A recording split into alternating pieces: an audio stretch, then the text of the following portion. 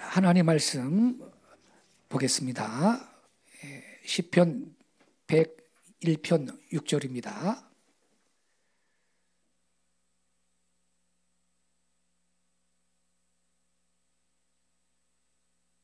자, 우리 함께 읽겠습니다. 시작. 내 눈이 이 땅의 충성된 자를 살펴 나와 함께 살게 하리니 완전한 길에 행하는 자가 나를 따르리로다. 아멘. 이 시간 홍성건 목사님 나오셔서 본문 말씀 중심으로 충성된 사람을 찾으시는 하나님, 이러한 제목으로 말씀을 전해주시겠습니다. 큰 은혜의 시간 되시기를 바랍니다.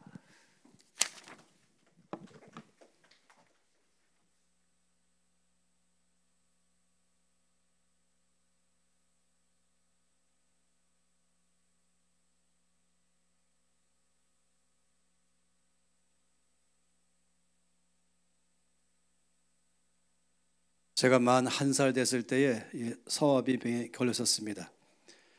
그리고 당시에는 백신이 없어가지고 엄청난 이 부잣집인데 해결할 길이 없었죠. 그나마 하나님께서 아주 딱 알맞게 걸어다닐 수 있도록 하셔서 얼마나 감사한지 모르겠습니다. 제가 오늘 오후 예배 참석하면서 자연적으로 이 한 사람을 계속해서 또 묵상했어요. 예수님 말고 말입니다. 그건 제가 아주 친한 친구, 또 동역자이고 또 나이는 별 차이 없지만 또 제가 양육했던 사람이기도 하고, 바로 이 사람은 79년도에 처음 만났어요. 저한테 찾아와서 깍듯이 인사하면서 젊은 20대 청년이 배우고 싶다고 말했죠. 그러면서 이제 훈련에 돌입했습니다. 그리고 얼마 안 가서 제가 대표가 됐을 때에 광주 지부를 책임하는 자리에 앉게 했었죠. 이 형제 안에 있는 열정과 아주 탁월한 재능을 보았습니다.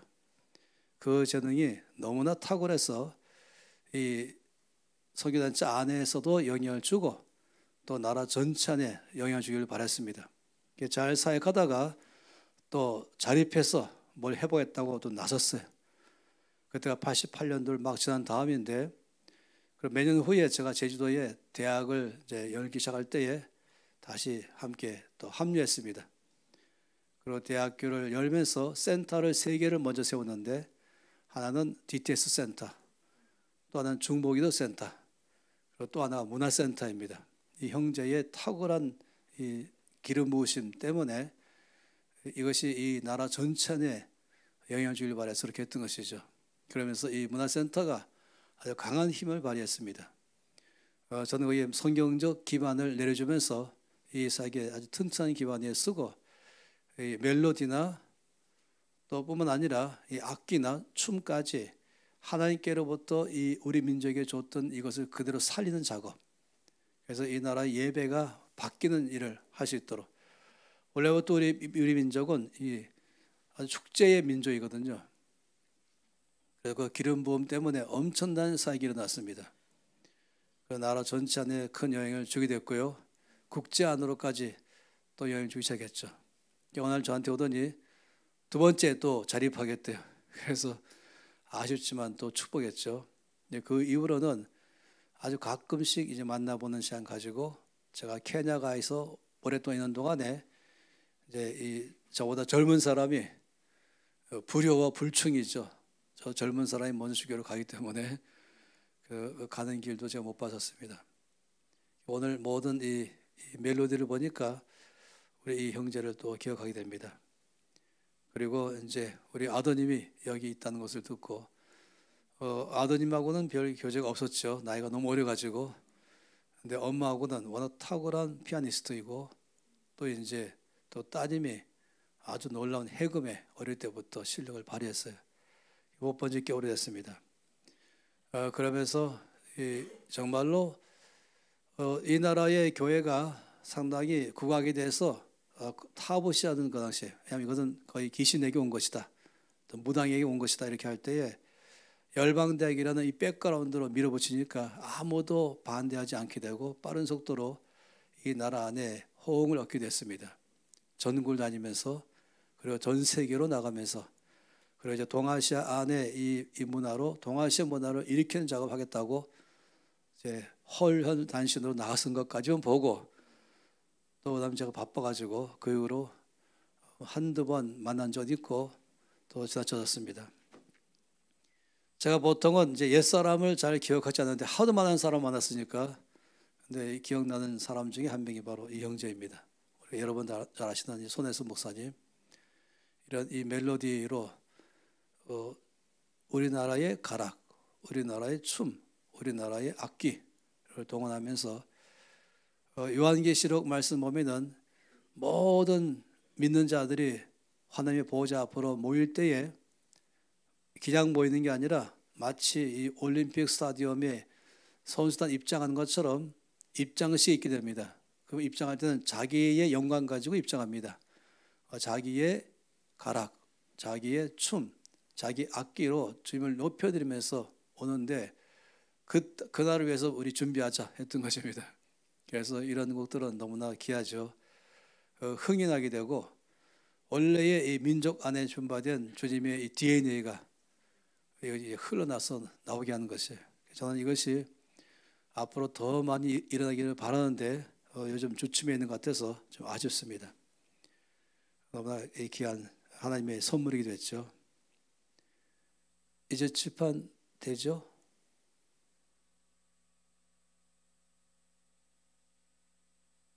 네. 이 분야교회는 LED가 아주 탁월해서 마음에 듭니다. 감사합니다. 오후 시간에 갖고 있는 이 말씀의 이 시간은 짧게 할 수도 있고 길게 할 수도 있습니다.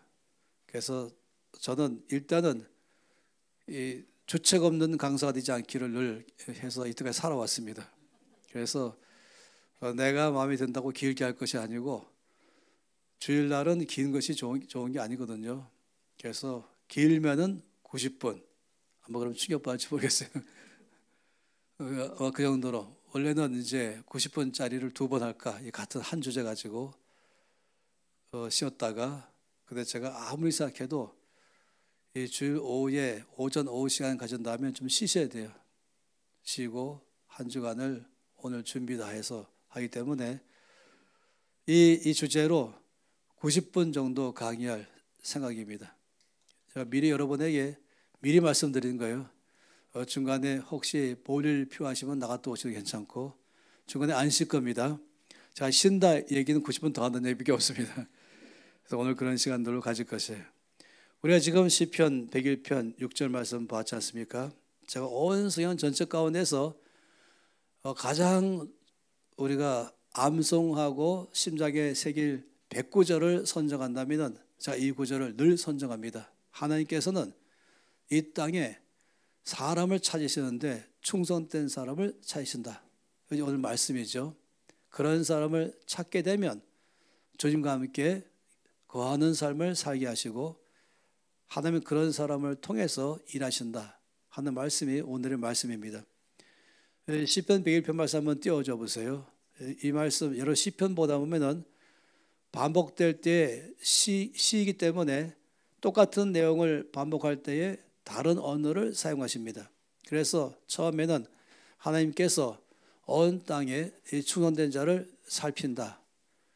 살펴서 찾게 되면은 나와 함께 살게 할 것이다. 그 다음에 말씀하시기를 여기서 이 완전한 길에 행하는 자라고 말씀했잖아요. 이 말씀은 앞에 있는 말씀에 똑같은 내용인데 단어를 바꾼 것입니다.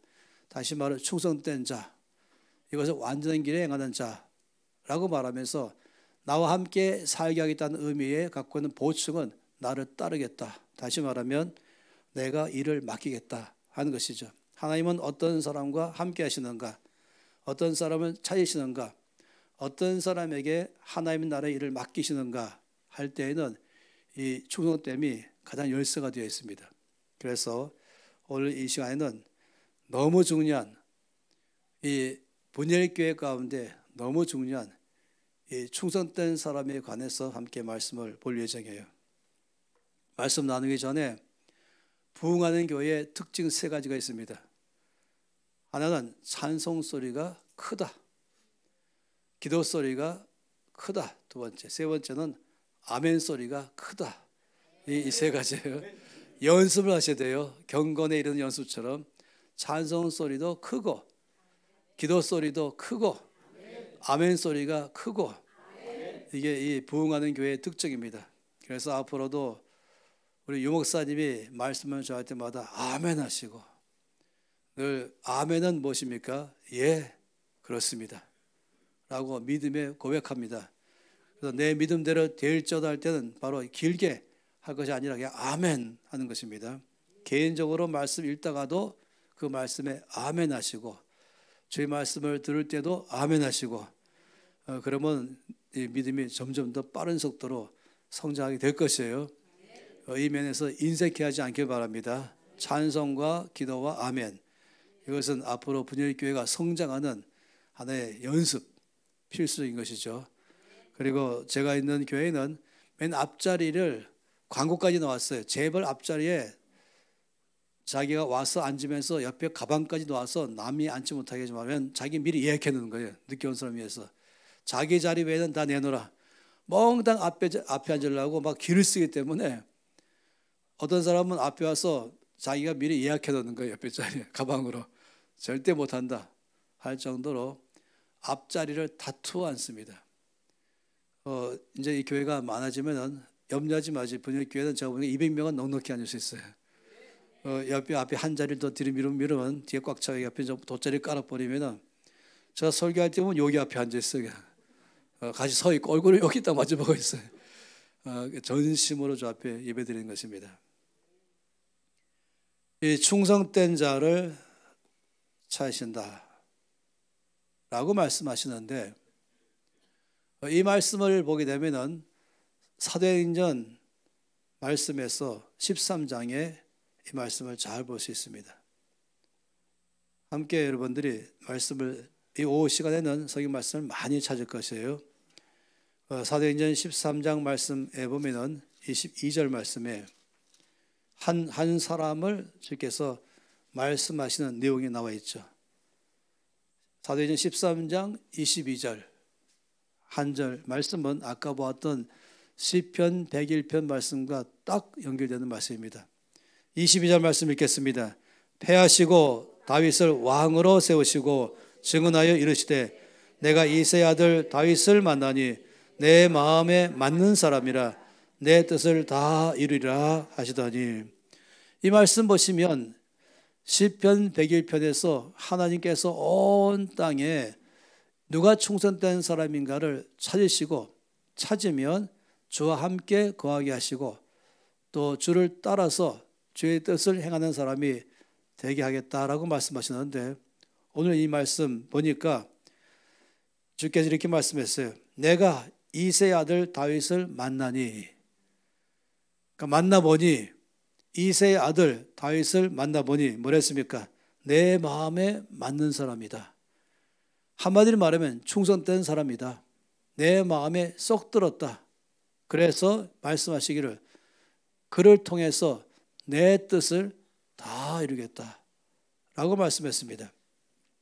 그러니 여기에 다윗 그러면은 시편 101편 6절 말씀에 바로 하나님 찾는 그 사람의 샘플이 바로 다윗입니다. 그래서 다윗 가운데 말씀하기를 하나님의 마음에 맞는 사람이다 라고 말씀했어요. 다시 말하면 이것은 하나님께서 충성된 사람을 찾지 않습니까? 그러니 무엇이 하나님의 마음에 다윗이 쏙 들었을까라고 말하면 첫 번째는 그는 충성된 사람이다. 내가 찾던 바로 그 사람이다. 그러니 나의 뜻, 하나님의 뜻을 다 그를 통해서 이루겠다라고 말씀을 하는 것입니다. 이것은 저와 여러분에게는 평생의 소망이죠. 내가 앞으로 사는 모든 삶에 내가 무엇 때문에 살 것인가 한다면 내 뜻을 따라 사는 것이 아니고 내 부모님의 뜻도 아니고 결혼한 사람은 남편의 뜻도 아니고 아내의 뜻도 아니고 자녀의 뜻도 아니고 오직 한 가지 하나님의 뜻을 따라 사는 것, 이것이 가장 보람된 것이에요. 주님 나라 갔을 때에 그것만 계산됩니다. 주께서 하라는 것만 했느냐 안 했느냐 이것만 계산됩니다. 100살까지 살아도 주의 뜻대로 살지 않았으면 그냥 목숨만 건진 사람이에요.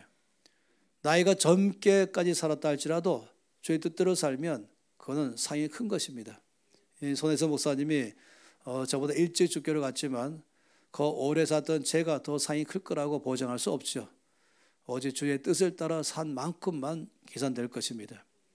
주께서 다윗을 통해서 이걸 이루겠다라고 말씀했어요.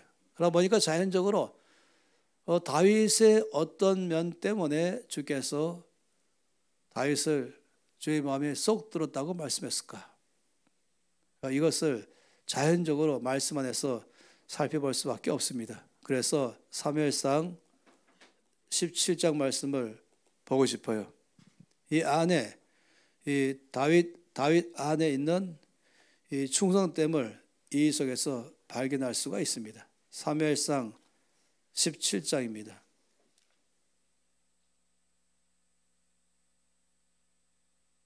사무엘상 17장 그러면 전쟁이 나옵니다. 이스라엘과 블레셋 간의 전쟁이 나옵니다. 또 이 전쟁 가운데는 일방적 우세 있었죠. 블레셋 군대의 일방적 우세.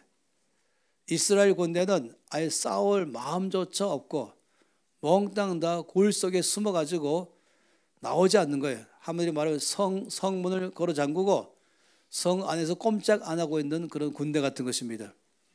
그리고 이 블레셋 군대는 와서 싸우자 하고 아무리 싸움 걸어도 아무도 싸우려고 나가지 않는 상황이 있었죠. 바로 뭐냐면 골리앗 때문이었습니다. 이 골리앗이 블레셋 군대 선봉장으로 나와서 이스라엘과 싸우려고 할 때에 온 이스라엘 군대는 그 골리앗 보는 순간에 전의를 상실했습니다. 사울 왕이 마음이 급했죠. 자기의 장군들에게 말하기를 누가 나가서 저자와 싸우겠냐? 아무도 꿈쩍도 안 했습니다. 그래서 사울 왕이 상금도 내걸었습니다. 저자와 싸우는 자에게는 내가 상을 주겠다. 아니 저자를 죽이는 자에게는 더 큰 상을 주겠다 하면서 이 사무엘상 17장 말씀 보면은 사울 왕이 내건 상금의 목록이 있습니다. 제일 큰 목록은 내 딸을 아내로 주겠다. 그러니까 부모가 되는 거죠. 공주의 남편 돼서 그 나라의 권력 서열 2위로 올라갈 수 있는 자리가 되는 것이에요. 그 외에도 많은 상금도 주겠다. 또 세금도 면제해 주겠다라고 하면서 사울 왕은 자기의 장수들에게 저자와 누가 싸울 것이냐라고 계속해서 재촉했습니다. 근데 아무도 이 골리앗과 싸우지 않았죠. 이 골리앗을 말할 때 성경에 아주 명확하게 골리앗에 대한 모든 신상 조사를 다 말했어요. 그 키를 말할 때 그 키가 2m 90입니다. 보통이 아니죠. 이 거인족 안악자손 중에 한 사람이 골리앗인 것이에요. 그가 입고 있는 이 겉옷, 갑옷 있죠. 그 갑옷만 하더라도 67kg인 것이에요. 보통이 아니죠. 20kg 쌀을 들어도 끙끙거리는데 67kg짜리 무게 나가는 이 갑옷을 입고 창을 들고 달려간다, 뛰어간다. 보통이 아닙니다. 그가 갖고 있는 이 창 끝은 노스로 되어 있는데 창 끝에 그 날만 7kg라고 말했어요. 그런데 이것을 막대기 휘두듯이 휘두른 사람이에요. 그러니까 이런 사람이 앞에 딱 버티면서 싸우자 그러니까 당연히 아무도 안 싸웠죠. 그런데 여기에 한 소년이 자기의 형들 위문하러 왔다가 전쟁이 이상하게 돌아가니까 알아보니까 이 골리앗 때문에 아무도 안 싸운다는 말을 듣고 내가 싸우겠습니다라고 나섰습니다. 그래서 사람들이 이 소년 골리앗, 그러니까 나이가 15살, 16살밖에 안 된, 또 그는 그냥 평범한 키인 것이에요. 유대인과 한국인은 거의 체구가 비슷해요.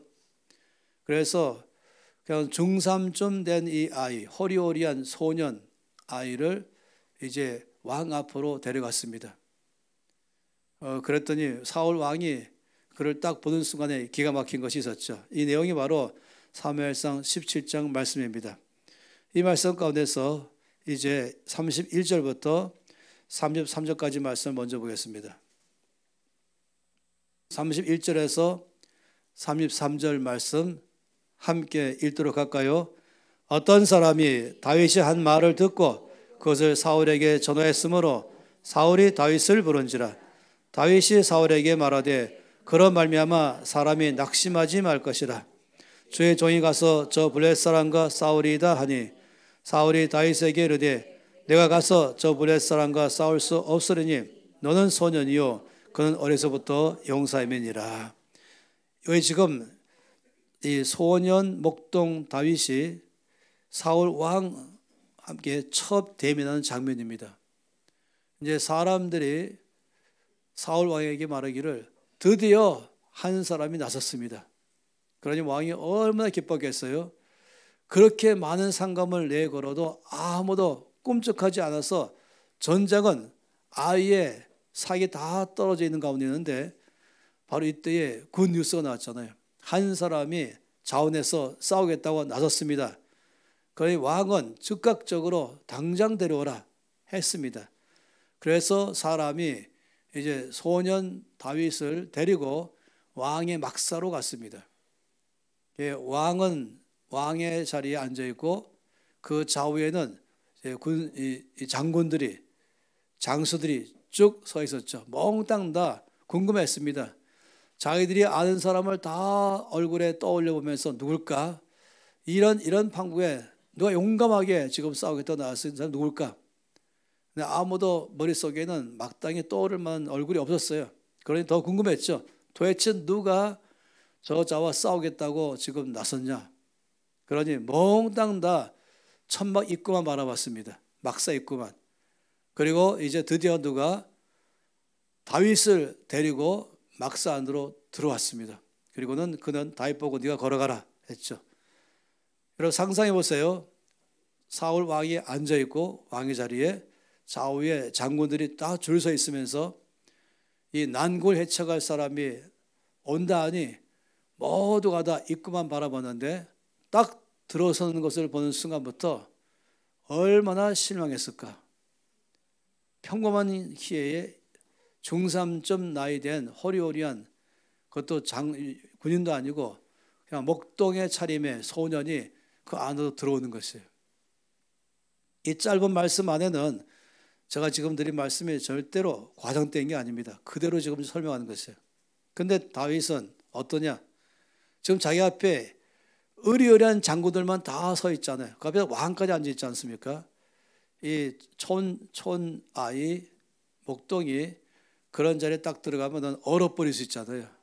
얼어버리고 주춤해버리고 기가 팍 죽어버리고 그리고는 들어갈 때마다 상당히 겁질린 얼굴로 갈 수 있는데 오늘 말씀해 보니까 당당했어요.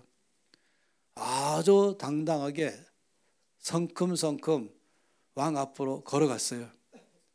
이 사태를 바라보고 있는 모든 장군들은 보통 실망이 아니고 자기 앞으로 걸어오고 있는 소년 다윗을 보는 순간에 제일 실망한 사람은 사울 왕입니다.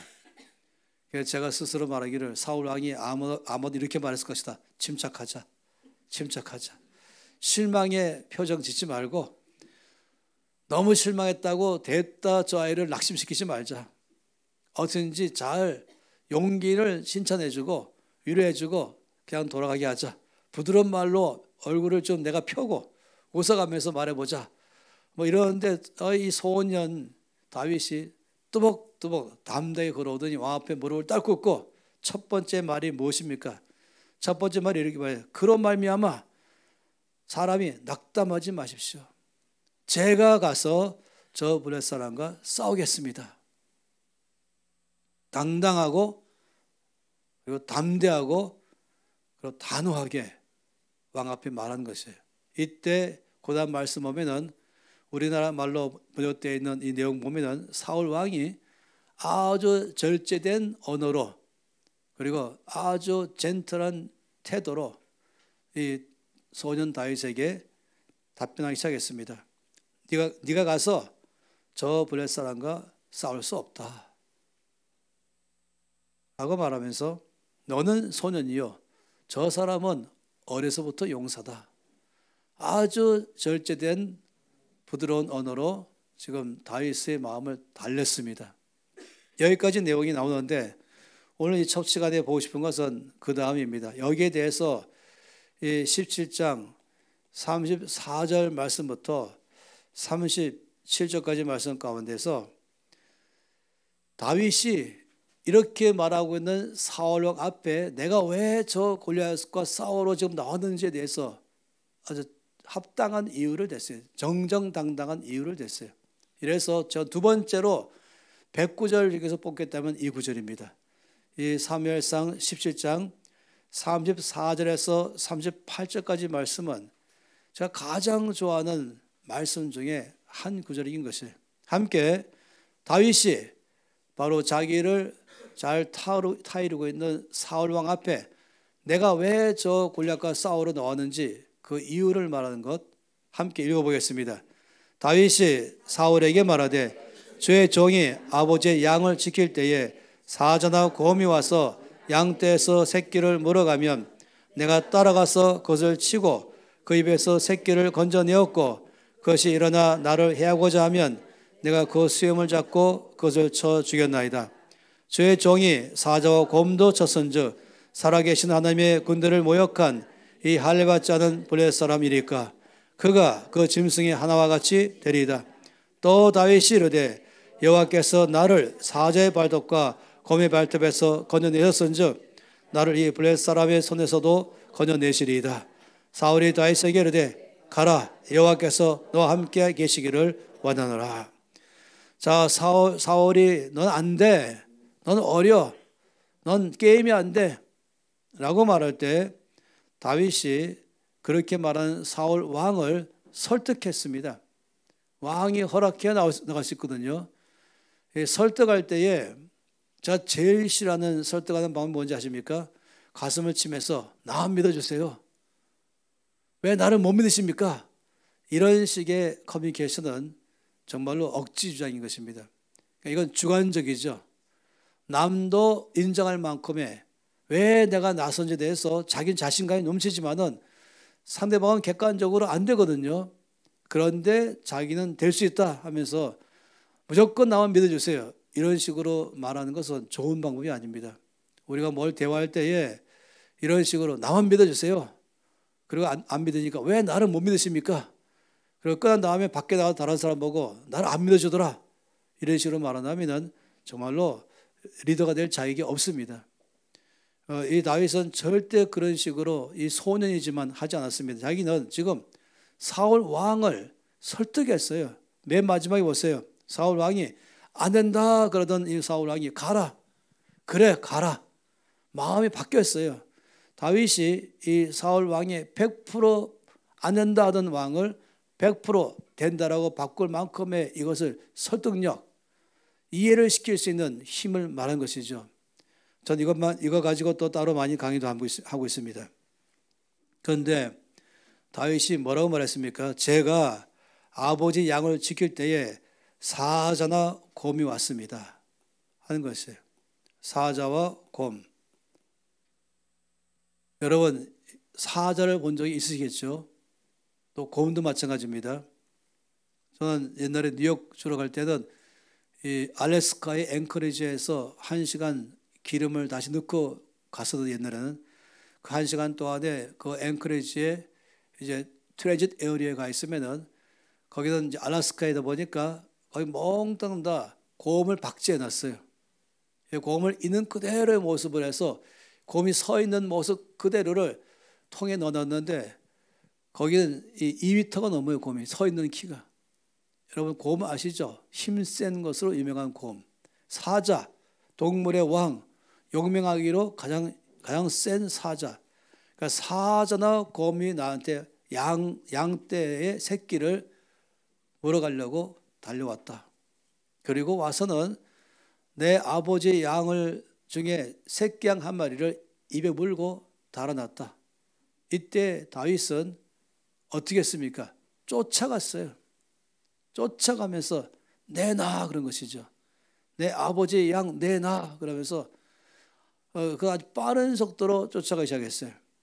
그리고는 여기 말씀처럼 놀랍게도 사자나 곰의 수염을 잡고 그 입에서부터 새끼 양을 빼내고 사자나 곰이 화가 나서 달려들면 내가 그 수염을 잡고 그걸 쳐 죽였습니다. 여러분 이것은 자기의 경험을 말한 거예요. 사자와 곰과 지금 그는 뭐와 비교하고 있습니까? 골리앗과 비교하고 있습니다. 비교할 만한 것이죠. 자기가 그냥 여우 한 마리를 잡았다 뭐 이런 식으로 말하거나 늑대와 싸워 이겼다라고 말하면 이 게임이 안 되는데 사자를 때려 눕혔다, 곰을 때려 눕혔다, 거기에서부터 새끼 양을 입에서 빼냈다, 이 정도 말하면은 일단은 이건 동등한 관계예요. 골리앗이 갖고 있는 덩치나 파워나 사자나 곰은 일단 똑같은 것이, 자기의 경험을 통해서 왜 내가 저 골리앗을 무서워하지 않는지, 내가 왜 저 골리앗과 싸울 것인지 대해서 자기의 경험을 통해서 말했죠. 이 정도로 끝나지 않았어요. 다윗이 이 정도로 말하지 않고 더 중요한 거 말했죠. 여기 말씀 가운데 보면은 성경에서 늘 말씀 볼 때마다 관심 가는 단어가 37절입니다. 37절 말씀에 중요한 단어가 뭔지 아시죠? 또라는 단어예요. 또. 사자나 곰을 내가 주먹으로 쳐 죽였습니다. 여기까지가 아니라 또라고 말한 단어를 여러분 어느 성경이든 성경에 또라는 단어를 거기다 줄쳐 놓으셔야 돼요. 또 말하기를 뭐랬습니까? 다윗이 말하기를 여호와께서 나를 사자의 발톱과 곰의 발톱에서 건져내셨은즉 여호와께서 나를 이 블레셋 사람의 손에서도 건져내시리다. 다윗은 지금 사자와 곰을 때려 눕혔던 제일 큰 이유는 여호와 하나님이 나를 도와서 된 것입니다. 하면 저기 지금 여호와 하나님 딱 말하는 것이에요. 사자나 곰을 때려 눕힌 것만 해도 벌써 이미 골리앗과 싸울 만한 자격이 있는데 더 중요한 것은 하나님이 나를 도와서 사자와 곰을 이겼습니다. 이쯤 말하면 이제 여호와 하나님과 골리앗 관계가 딱 되는 것이에요. 사자와 곰은 대등한 관계였었는데 하나님과 골리앗 그러면 이제 게임 끝난 것이에요. 이 정도로 명확하게 다윗이 말한 것입니다. 그러니 여기에 사울 왕이 당연히 항복했죠. 좋다, 가라. 이렇게 된 것입니다. 그리고 나가서 우리가 하는 것처럼 단 한 번에 끝내버렸습니다. 제가 이 말씀을 지금 하나님이 기뻐하시는 소년 다윗이라는 면에 이 말씀을 넣은 이유가 있습니다. 자, 이 말씀을 넣은 이유는 다윗이 얼마나 용맹한가 여기 있지 않습니다. 다윗이 얼마나 강한 소년이었는가 여기 있지 않습니다. 다윗이 얼마큼 사자와 곰을 이겼는가 여기 있는 것이 아닙니다. 다윗이 어떻게 하나님을 의지하며 살았는가 여기 있는 게 아닙니다. 더 중요한 게 있어요. 왜냐하면 이 말씀을 보려면 16장으로 돌아가 봐야 됩니다. 16장 내용은 뭐냐면 하나님이 사무엘 선지자에게 명령했습니다. 너는 뿔에다가 기름을 채워서 내가 사울 왕을 버리고 사울 왕을 대신할 왕을 이미 선정해 놨으니 너는 그에 가서 기름 부어 왕으로 세우라. 이렇게 사무엘에게 명령했죠. 그래서 사무엘이 마음으로 깜짝 놀랐어요. 하나님이 사울 왕을 버린다는 건 알았지만은 벌써 사울 왕을 대신할 수 있는 후계자를 택하셨다. 놀랐죠. 속으로 누굽니까 하는데 하나님이 사무엘에게 말씀하기를 그는 베들레헴 사람이다. 그의 아버지는 이새다. 바로 베들레헴 사람 이새의 아들 중에 한 명을 내가 왕으로 이미 택해놨다. 너는 가서 그에게 기름 부어 왕으로 삼으라. 여기에 하나님이 말씀하신 것은 베들레헴 사람이다. 그 아버지는 이새다. 그런데 말씀 안 하신 게 뭡니까? 이름은 말씀 안 하셨어요. 성경 말씀 보다 보면은 때로는 반만 말씀할 때가 있어요. 어떤 사람 이름까지 알면 가겠습니다 할지 모르지만 하나님은 많은 경우 이름은 말씀 안 하셨어요. 도착한 다음에 알려줬어요. 예를 들어서 엘리야에게 사렙다의 과부를 통해서 너희 먹을 주겠다라고 말씀했는데 그 과부라는 것만 알고 사렙다에 산다는 것만 알고 있지 어디에서 사는 이름이 뭔지는 모르는 것이에요. 그렇지만 그건 어떻게 하면 됩니까? 일단 사렙다로 가야 되는 거예요. 그리고 과부를 찾는 것이죠. 그 다음에 주께서 말씀하신 것입니다. 모든 면이 그렇습니다. 하나님께서 아브라함에게 너는 내가 너에게 지시할 땅으로 가라 이렇게 말씀했어요. 지시한 땅이 아닙니다. 보통은 어느 나라에 어느 도시에 가서 하라고 말씀하셔야 비행기표를 끊는데 주님은 일단은 인도로 가라 그러면은 어떻게 하겠어요? 일단은 어느 경우는 인도도 말씀 안 하세요. 일단 대한민국 떠나라. 내가 너에게 지시할 땅으로 가라. 어떻게 하실래요? 제가 아는 몇몇 사람들은 그러면 보따리 싸서 공항으로 출발합니다. 거기까지 가는 게 자기. 공항 도착하면은 나라 말씀하시고 그 다음에 나라 말씀하신 다음에 비행기표를 주시고 도착한 다음에 만나게 하시고 모든 게 간증인 것이에요.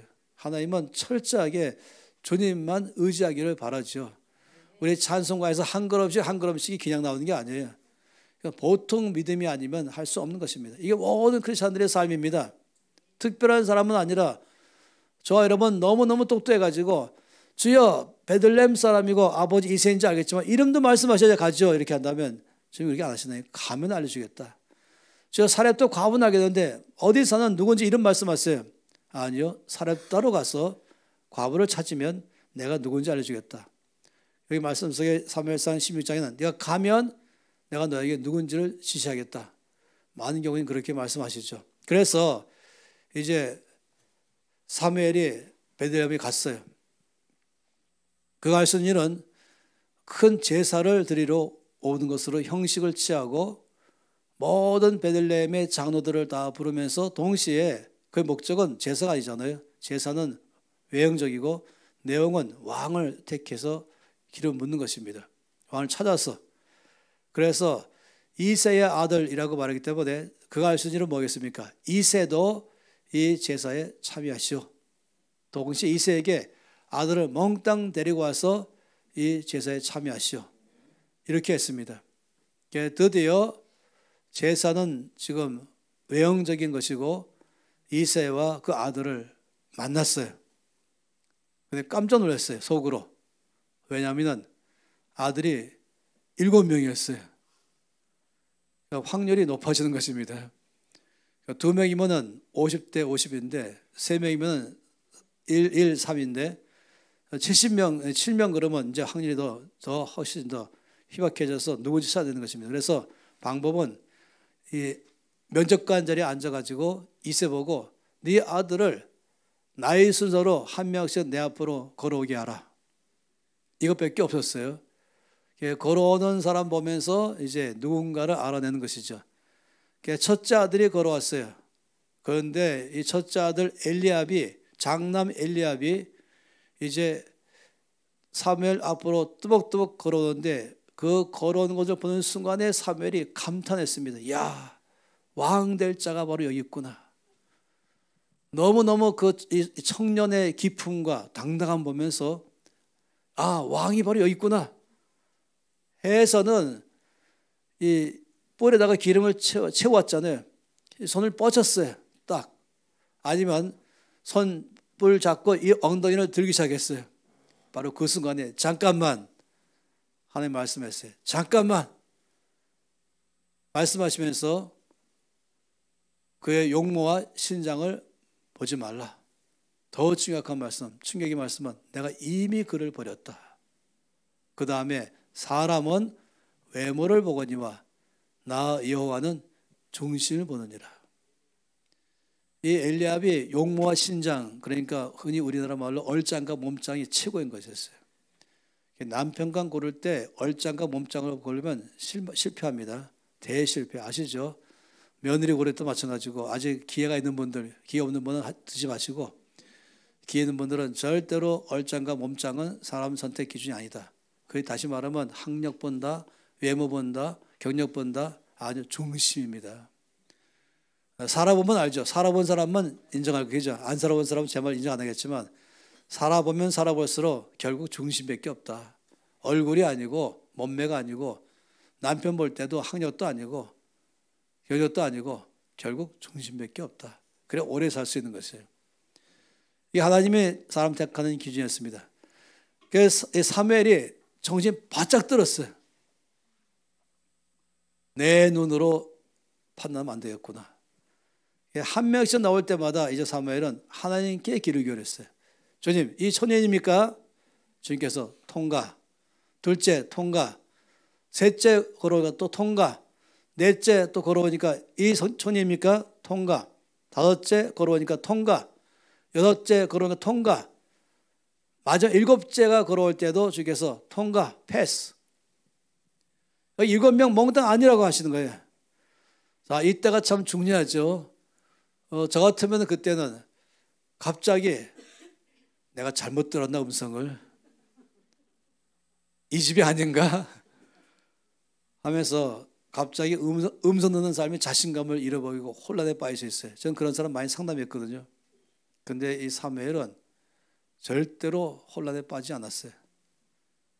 이 사무엘은 놀라운 점은 이새를 딱 오라 그런 다음에 놀라운 질문을 했습니다. 뭐냐면은 네 아들들이 다 여기 있냐 물어봤죠.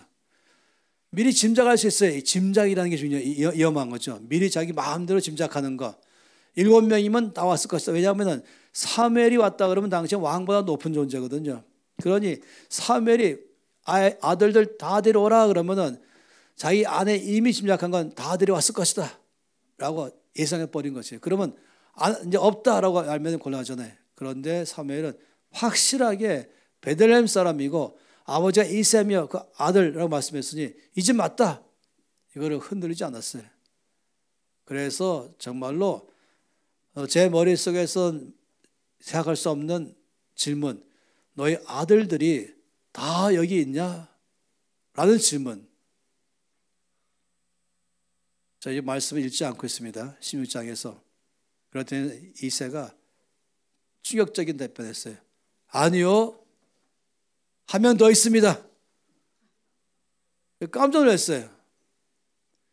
아니, 이 사무엘을 이 분명히 명령이 있는데 한 명 안 들어온 것이에요. 누굽니까? 더 놀라운 답변했어요. 막내입니다. 이 막내는 제일 먼저 데려오거든요. 집에서. 근데 막내가 여기 없다는 것이에요. 또 질문했어요. 그 아이 어디 있습니까? 그랬더니 양치고 있습니다. 그냥 당시에 이새의 직업 자체가 목축업이었어요. 그냥 양 한 마리나 두 마리나 10마리를 키우는 게 아니고, 그래서 집 바깥에 양을 치러 데려갔다가 저희 때쯤 집에 데려오는 그런 것이 아니고 수백 마리, 수천 마리. 아니, 그 직업이기 때문에 그건 집 옆에가 아니라 마치 여기 지금 여기 있다면 저기 간 거는 일산이거나 문산쯤이거나 아예 거기 양들이 먹고 살 수 있는 다른 데 있는 것이죠. 아니면 좀 천안쯤 되거나 아예 다른 데 있는 것이에요. 거기에 이 이새의 이 수백 마리, 수천 마리 양들이 거기에 있는데 거기에 따로 양 우리가 있고 거기에 따로 양을 치고 거기에 물론 다이만 아니라 여러 명의 종들도 있어가지고 다이 전체의 매니저인 것이죠. 그러니 막내 아들이 양을 치고 있고 거기 있다. 이 말은 보통 문제가 아닙니다. 여러분, 일단 정상적인 것이 아니에요. 정상이 아닌 것이에요. 야곱 같은 경우도 12아들 중에서 11번째 요셉을 너무너무 사랑했잖아요. 10명의 형들은 허구한 날 양치로 멀리 보내면서도 요셉만큼은 자색 옷을 입히고 자기 곁에 늘 두면서 좋은 밥 먹게 하고 좋은 아버지의 사랑과 혜택받게 살게 하는 게 바로 일반적인 것이 동생 다 만나고 내리사랑인 것입니다. 그런데 8번째 막내 아들인데 제일 나이가 어린 아들인데 그래봤자 15세쯤 돼서 보이는 아직 청소년인데 가장 옆에 두고 따뜻한 밥 먹고 편한 집에 있고 아버지의 사랑을 다 받을 만한 그런 나이인데 형들은 놔두고 막내를 멀리 양치는 데에 아예 보냈다. 요즘 말로 하면 학교도 안 보내고 좋은 오락이나 게임도 없고 그냥 맨날 허구한 날 들판에서 양만 치던 일을 맡긴 것입니다. 이 자체가 첫째, 하나님은 우리 가운데 힌트를 주고 있어요. 이것이 16장에 먼저 말씀하신 것이에요. 제가 지금 17장에 다윗이 한 말 중에서 충격받았다고 말하지 않습니까? 다윗은 여러분이 다윗이라면 어떻게 생각하시겠어요? 여러분이 그 집의 막내 아들이고 15살 됐는데 모든 혜택을 받지 못하고 있는 입장에 다윗이 있다. 제가 다윗의 집의 식탁 구조를 그려봤어요. 이건 제 상상이지만은 거의 말씀에 근거해서 한 것입니다. 이 식탁 구조에 이 집 식구들이, 이제 여기 아버지, 이건 서양적 식탁이에요. 여기 엄마, 여기 첫째, 둘째, 셋째, 넷째, 다섯째, 여섯째, 일곱째. 이게 다윗 집의 매일 식탁 구조입니다. 그러면 여기에 접이 의자가 있어요. 이거는 평소에 없다가 다윗이 가끔 집에 오면은 쪼르륵 갖고 와서 다 펴놓은 접이 의자예요. 그러니까 이 집에 다윗이 있을 자리는 없었습니다. 그는 허구한 날 양들과 함께 들판에서 살고 있는 이 집의 막내 아들, 이 집에 10대 중반에 한참 꿀이 많이 있는 청소년 아들, 들판에 살고 있습니다. 이런 다윗의 마음속에서 만약에 있다면 정상적인 소년이라면 떠오르는 것이 뭘까? 떠오르는 소외감이죠. 거절감, 버림받음. 이것은 일반적인 떠오르는 생각이에요. 우리나라에서 옛날에 흔히 많이 말한 것처럼 나는 다리 밑에서 죽은 아들인가? 이런 말 하는 걸 많이 하는 것처럼 나는 그냥 고아인가? 할 정도로. 이 다윗의 아내 10대 중반의 이 꿈 많은 이 소년이 갖고 할 수 있는 생각이죠. 이런 생각이 있다면은 자연적으로 이 다윗 아내는 이 청소년 다윗이에요. 왜 다윗 같은 입장이 있다면은 그러면 여기에 이 말을 좀 더 넣어야 돼요. 여기다가는 두 단어가 들어가야 돼요. 청소년 다윗인데 어떤 청소년인가? 네, 알죠? 비행 청소년. 비행 청소년. 삐뚤어지게 됐죠. 자연적으로 이런 이 소외감, 거절감, 버림받았다라는 이런 마음, 모든 혜택에서부터 자기는 제외되어 있는 것, 집에 가도 눈치만 보이고 이런 삶을 다윗이 살고 있는 것이에요. 왜 다윗이 이런 삶을 살았을까를 볼 때에 성경 말씀 가운데 다윗은 특히 여러 번 말하기를 내 부모는 나를 버렸으나 내 하나님은 항상 나와 함께 계십니다. 내가 태어날 때에 주의 손이 나를 먼저 받아줬습니다. 이런 말씀 여러 차례 말씀하고 있어요. 근데 결정적인 것은 시편 51편에 내 어머니가 제약 중에 나를 잉태했습니다. 난 어머니의 제 중에서 태어났습니다. 사람들이 이 말 가지고 아마 원죄설일 것이다. 모든 사람은 다 똑같이 원죄설. 그런데 아니에요. 그렇게 신학자들이 거의 100명이면 100명 다 말하는데 저는 아무리 그게 아니고 이것은 자기의 출생 자체가 정상이 아니라는 것을 말한 것입니다. 흔히 많이 말하는 이것은 사생아인 것이죠.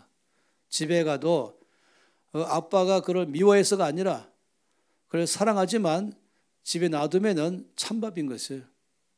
예, 다른 아들과는 달리 찬밥이죠. 우리나라의 홍길동, 저희 조상 홍길동은 서자잖아요. 그러니까 거기 영화나 소설에 뭐라 합니까? 아비를 아비라 부르지 못하고 남들은 다 아버님 그런데 자기는 항상 대감님 이 부르는 아들이어도 늘 대감님 다른 아들 형들은 아버님 하는 자기는 아버님이 아니에요. 아비를 아비라 부르지 못하고 우리나라에 불과 조선 중기 때만 해도 그런데 이건 3천 전 얘기예요. 그러니 이 다윗의 왜 이런 삶을 막내임에도 불구하고 그냥 8명의 아들이 순서 따라서 양치로 가는 그런 것이 아니라 아예 이 주업인 목축업에 이것만 위해서 집에서 따로 나가 살고 있는 이 일을 아버지가 다윗에게 맡긴 것은 다윗을 보호하고 싶은 것이죠. 집에 와봐도 눈총받고 소외되고 거절당하고 그리고 형들에게 밀려가지고 살 것이 뻔하기 때문에 아예 그를 편하게 해주고자 내보냈습니다. 그러나 웬만한 청소년은 이런 아버지 깊은 마음을 누가 알겠어요. 그래서 그 마음 속에서 결국 삐뚤어져 가면서 비행 청소년 될 가능성이 99%이죠. 이쯤 되면은 제일 먼저 이 비행 청소년에게 제일 먼저 싫은 게 뭔지 아세요? 양들이 싫은 거예요. 그렇지 않겠어요? 이 많은 양들은 다 자기 왼수들인 것이에요. 나를 이 고생시키는 양들의 냄새만 봐도 싫고, 양들 보고 알아서 잘 먹어라 하고 자기는 관심도 없고, 가서 들어오나 잠만 자다가 억지로 겨우 양들을 데리고 올 수가 있고, 이 목자의 지팡이와 막대기는 양들을 보호하는 게 아니라 이런 비행 청소년에게 주어진 막대기는 양을 때리는 걸 쓰겠죠. 욕만 퍼붓고 말입니다. 늘어나는 게 욕이고, 늘어나는 게 게으름이고, 늘어나는 게 자기 인생을 다 한탄하면서, 그리고 그런 사람은 주변에 또 불량 청소년을 만나기 쉽지 않아요. 그런데 지금 다윗이 그런 자기가, 그렇게 해서는 자기가 만약 그러다가 사자가 왔다 그러면 마침 건수가 생겼잖아요. 도망갈 수 있는 건수가.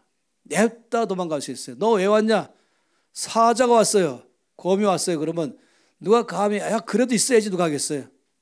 아니면 겨우 있긴 했는데 사자나 곰이 와서 양떼 중에서 새끼 양 한 마리 입에 물고 가면은 오히려 사자나 곰에게 넙죽 절하면서 고맙다 그러고 돌아서 자기 무용담 잘하면서, 야 난 사자가 왔지만 새끼 양 한 마리밖에 안 잃었어, 이렇게 말할 수도 있지 않겠어요? 제가 지금 말씀드린 것은 100% 가능성이 있는 환경인 것입니다. 그런데 그런 상황 가운데서 다윗이 사자나 곰이 와서 양떼 중에서 새끼 양 한 마리를 물고 갈 때에 그가 쫓아갔다. 기양 생각해도 내가 저 사자와 곰과 싸워 이길 수 있을까? 아니요. 먹혀 죽을 수 있는 것이 더 많아요. 그런데 정말로 자기 목숨을 돌보지 않는 선한 목자, 아버지가 맡긴 것은 한 마리도 잃지 않겠다고 하는 이 마음, 남들이 전혀 내가 목숨 바쳐가면서 사자나 곰을 지키는 것에 대해서 알아줄 사람이 아무도 없고, 삐뚤어져 있다면 더 그렇죠. 그런데 누가 보든 말든 알아주든 말든 내가 맡긴 이것은 내가 목숨까지 바쳐가면서 끝까지 해내겠다. 이것을 뭐라고 부릅니까? 그런 것을 우리가 이런 성품을 충성이라고 말합니다. 남이 보든 안 보든 내가 맡은 일은 끝까지 해내는 것, 남이 나를 인정하든 인정하지 않든 내가 맡은 일은 끝까지 해내는 것, 아니 심지어는 목숨까지 바쳐가면서 끝까지 해내는 것, 이게 바로 충성인 것이에요. 교회 안에서는 주로 저기 있는 음향실에 앉아 있는 것, 다 무대에 서고 싶은데 아무도 인정하지 않는 곳에 있는 것, 무대 뒤에 앉아 있는 것, 그러면서도 자기를 끝까지 성실하게 남이 안 봐도 상관없이 최선을 다해서 하는 것, 이런 것들을 몽땅 다 충성이라고 말합니다. 그러니 사도행전 13장에서 내가 이새의 아들 다윗을 만나보니 내 마음에 쏙 들었다. 언제 만나봤을까? 어떤 때 마음에 쏙 들었을까? 하나님께서 사울 왕을 버리기로 작정하시고 인간적인 그냥 하나의 생각으로 해보는 것이에요. 그럼 하나님께서 이제 사울 왕을 대신하시는 누가 왕 될 수 있을까 해서 후보자를 이제 한 100명을 다 골랐다고 해보십시다. 그러면 하나님께서는 사람 외모를 안 보시고 중심 보기 때문에 당연히 서울대학도 가죠. 당연히 또 시장에도 가보겠죠. 여러 대학도 가보시고 도서관도 가보시고 식당도 가보시고 그리고 또 숲에 이렇게 잔디밭에 앉아서 얘기하는 것도 바라보시고 또 장사할 때도 가보시고 또 카페 바리스타로 있는 사람도 보시고 왜냐하면 중심 보시니까 모든 사람이 대상인 것이에요. 삼성 연구소도 가보시고 에리트도 가보시고 저 밑에서 일하는 사람도 다 보시고 당연히 주님께서 모든 걸 다 보시면서 이제 후보자를 쭉 나열하고 있어요. 그래서 한 도시에서 이제 명단을 다 작성한 다음에 다른 도시로 또 가서 알아보기 위해서 가는데 중간에 들판이 있었어요. 마침 거기에 수천 마리 양들이 쫙 흩어져 갖고 한가롭게 풀 뜯어 먹고 있었어요. 이제 사람의 언어로 말하면 주님께서 좀 피곤하셨어요. 그래서 거기에 마침 오니까 너무너무 한가로운 풍경이잖아요. 또 거기에 돌이 있었어요. 돌에 앉아가지고 우리 주님도 좀 쉬고 계셨어요. 그러다가 주님께서 딱 보니까 목동 한 명이 있었어요. 그 양떼들 사이에 앉아있는 목동. 노랫소리를 들었습니다. 목동이 부른 노래죠. 그 노랫소리를 들으면서 기분 좋게 쉬고 계셨는데 갑자기 우리 하나님이 눈이 커졌어요. 하나님 눈에 보이는 게 있었습니다. 이 흩어진 양떼들을 넘어서서 저 멀리 하나님 눈에만 보이는 것 뭐겠습니까? 사자가 웅크리고 있는 것이에요. 저는 사파리를 한 10번 했습니다. 아프리카 가서. 저게 축복이죠. 10번 이상 아프리카의 케냐, 타자니아의 사파리를 봤다는 건 저에게는 큰 특권이에요. 사자도 수십 마리 이상을 봤습니다. 이 사자가 웅크리고 이제 짐승을 잡아먹을 틈을 노리고 있는 그런 모습도 봤죠. 그리고 하나님 눈에는 이 수천 마리의 한가롭게 풀도 먹고 놀고 있는 양떼들 그 저 멀리 이제 딱 웅크리고 있는 사자를 보신 것이에요. 자연적으로 우리 주님은 궁금해졌습니다. 장차 어떤 일이 일어날까? 드디어 때가 됐습니다. 사자가 벌떡 일어나더니 쏜사같이 달리기 시작하는 것이에요. 그 순간 양떼들은 쫙 흩어집니다. 도망가느라고. 이럴 때 제일 어리버부한 새끼양, 어쩔 줄 모르고 허둥거리는 새끼양은 탁 입에 물고 요요히 가기 시작하는 것이죠. 바로 그때에 우리 하나님 눈에는 그 목동이 보이는 것이에요. 그 순간 목동이 벌떡 일어나더니 이제 손에 물맷돌을 들고 그 새끼양 한 마리를 물고 다른 하나는 사자를 향해서 뛰기 시작하는 것이에요. 그러면서 사자에게 내놔라고 하는 것이죠. 그리고 빠르게 달려가서 그 사자를 잡고 입에서부터 새끼양을 빼내고 이제 사자가 화가 나서 달려드니까 수염을 잡고 쳐 죽이는 장면을 봤어요. 여러분이 그 장면을 보았다면 여러분 이미 다윗을 다 알아요. 그 가정 환경도 다 알고 있고 그런 상황에 있는 이 비행 청소년 될 가능성이 99%인 이 소년이 거기서 아버지의 양떼를 지키는 그 목동 소년 바라보시면 여러분 어떤 마음이 들겠어요? 충성되다. 뭐 저런 녀석 다 있냐? 내가 찾던 바로 사람이구나. 그동안에 명단 작성을 다 버리고 그냥 딱 뽑겠죠. 이런 면에서 말하는 것이에요. 지금 다윗이 사울왕 앞에서 내가 아버지 양을 지킬 때에 사자나 곰이 와서 양떼 중에서 새끼 양을 뺏어가면 내가 쫓아가서 그 입에서 새끼 양을 빼냈고 그것이 일어나 나를 공격하면 내가 수염을 잡고 쳐주겠습니다. 이 말은 내가 얼마나 강한가, 다윗이 얼마나 강한 용사인가 보다는 저희의 더 감동은 이런 이 자기의 가정의 백그라운드 속에서 축 늘어져 살지 않고 남을 원망하며 살지 않고 내 신생 한탄하게 하지 않고 최선을 다해서 자기 맡긴 일에 다 하고 있는 이 소년을 바라보는 것입니다. 저는 10대들에게 집회 열 때에 어김없이 또 청소년들 집회 열 때 어김없이 다윗 얘기합니다. 부모 탓하지 말아라. 너 신세 탓하지 말아라. 게으른 피를 쓰는 핑계 대지 말아라. 저 같은 경우는 아주 어릴 때 성압이 걸렸다 그랬잖아요. 그럼 뭐 그냥 마음이 삐뚤어지거나 삶이 소극적이 되거나 부정적이 되거나 비교의식 가운데 열등의식 가운데 푹 빠져 살 수 있는 건 아니겠어요? 그런데 다윗은 오히려 거기서 그는 시인이 됐죠. 가수가 됐고 악기를 다루는 사람이 됐고 그는 거기서 용사로 커갔죠. 한 번에 골리앗 죽인 게 아니에요. 평소에 자기 양떼를 돌보기 위해서 끝없이 물맷돌을 던지 연습을 하면서 양 지키기 위한 연습을 한 것입니다. 어떤 사람은 이런 상황 가운데 비행 청소년 될 수 있겠지만은 다윗 같은 사람은 소년은 이런 때에 우리가 저 앞에 가까이 갈 기회를 잡은 것이에요. 자기 마음을 주님께 다 토할 수 있는 기회, 거기서 기도하는 시간, 주 앞에 예배하는 시간, 그리고 주님 앞에서 주님을 더 묵상을 깊이 하는 시간들, 자기가 맡은 모든 일에 대해서는 목숨 바쳐가면서 최선을 다하는 시간들로 다윗은 보냈다는 것입니다. 하나님께서 시편 101편에서 내가 이 땅에 다 두루 살피는데 한 사람은 찾는다. 충성된 사람. 여러분 어떻게 생각하세요? 주께서 여러분 모두 가운데서 이제 그동안에 내가 찾은 후보자들을 다 말씀하시면서 그런데 내가 다윗을 택했다 말한다면 여러분 어떻게 하시겠어요? 합당하십니다. 당연하십니다. 라고 말씀하실 수밖에 없죠. 시편 78편 말씀을 보겠습니다.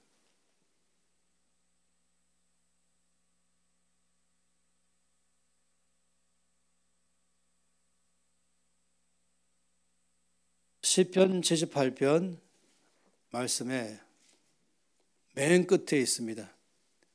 맨 끝에 70절, 71절, 72절. 제가 100구절 중에서 좋아하는 세 번째 구절입니다. 시편 78편 70절에 72절 이 말씀 함께 읽겠습니다. 또 그의 종 다윗을 택하시되 양의 우리에서 취하시며 전 양을 지키는 중에서 그들을 이끌어내사 그의 백성인 야곱 그의 소유인 이스라엘을 기르게 하셨더니 이에 그가 그들을 자기 마음의 완전함으로 기르고 그의 손의 능숙함으로 그들을 지도하였도다.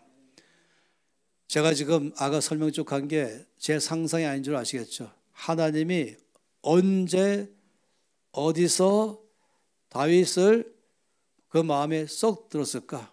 내가 만나보니 내 마음에 쏙 들었다. 그래서 그를 왕으로 삼았고 내가 그를 통하여 나의 뜻을 다 이루기로 결정했다. 이게 어디서입니까? 말씀하시기를 7절 말씀 가운데 다윗을 택하시되 양의 우리에서 다윗을 그의 종으로 택하셨다.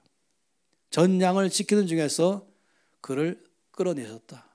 다시 말하면 사자나 곰이 와서 다윗의 양떼 중에서 한 마리 물고 갈 때에 다윗이 어떻게 반응했는지, 그런 외로움 가운데, 그런 소외됨 가운데, 그런 배척된 가운데 있으면서도 자기 마음을 굳게 지키고 거기서 오히려 주를 더 가까이 하는 삶을 살고 예배자가 되고 가수가 되고 시인 되고 하나님께 쓰임받는 용서로 돼가는 과정으로 그는 이것을 삼은 사람인 것이죠. 이런 사람을 뭐라고요? 충성된 사람인 것입니다. 저는 이전에 재직 수련회를 무지 많이 했었어요. 요즘 안 하지만은.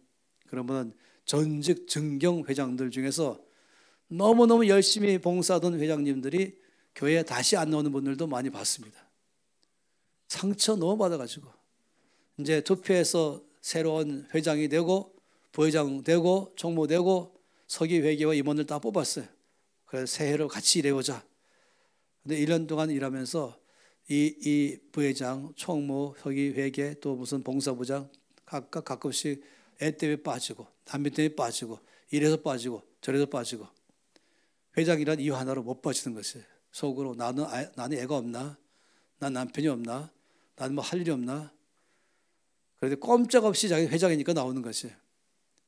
처음엔 꿈에 부풀어 있다가 나중에는 임원들이 미워지기 시작하고 10월 달쯤에는 빨리 선거만 해봐라. 다시는 교회 안 나와. 이런 쓴뿌리가 생기는 것이에요. 이해가 되죠? 교회 봉사란 건 그런 것이 알아주는 사람도 없고 월급도 없는데 일은 열심히 해야 되는 것이에요.